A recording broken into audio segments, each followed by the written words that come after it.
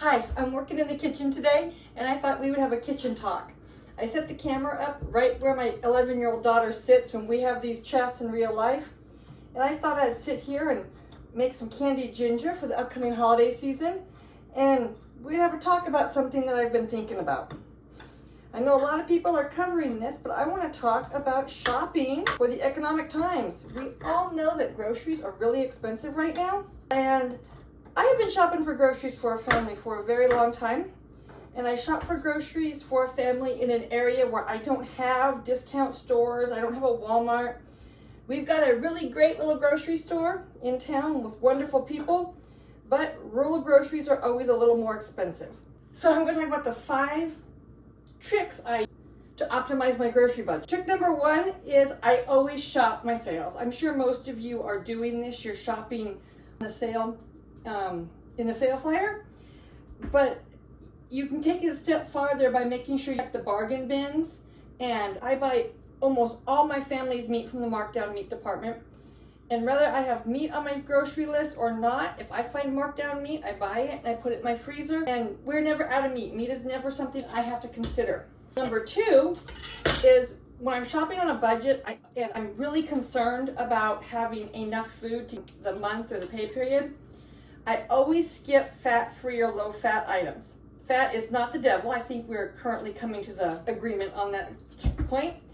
But fat not only equals flavor, but fat equals full. So if I have a kid who's just not quite full after supper, I can give them a glass of whole-fat milk, and that's going to fill them up, whereas low-fat milk's not going to do a whole lot for them. So I kind of feel like you get more bang for your buck with full-fat foods. Tip number 3 is buy all the eggs.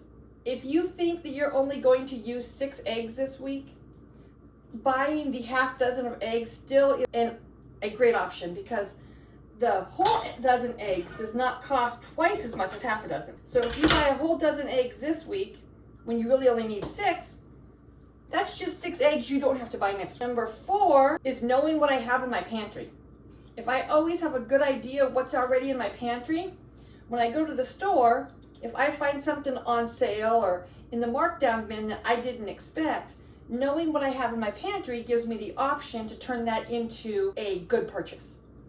So I go to the grocery store and I see that there are a box of taco shells in the markdown bin. And I know I've got steak that I can use my food processor to turn into ground beef. And I've got cheese. Well, there you go. I'm going to buy those taco shells and we're going to have a treat. Another piece of advice I have for shopping on a tight budget is you have to know what your family's going to eat. If your family does not eat beans and rice, there is no point stocking up on beans, even though they're relatively cheap, because you're just going to throw them out. So buy what your family will eat. Your family might not eat beans, but maybe they eat ramen. Maybe they'll eat biscuits, or just go for that flour and that milk and that butter. Buy what your family will eat. And that's it. Those are my brilliant ideas. I don't have a whole lot of them. It's tough times right now. And learning how to shop this way, there's a little bit of a learning curve, but you've got this, I know. And hey, if you found this video helpful, please subscribe, all that stuff. I'm trying to do something good for you and I both here, and I could really use some encouragement. Thanks. Have a great day.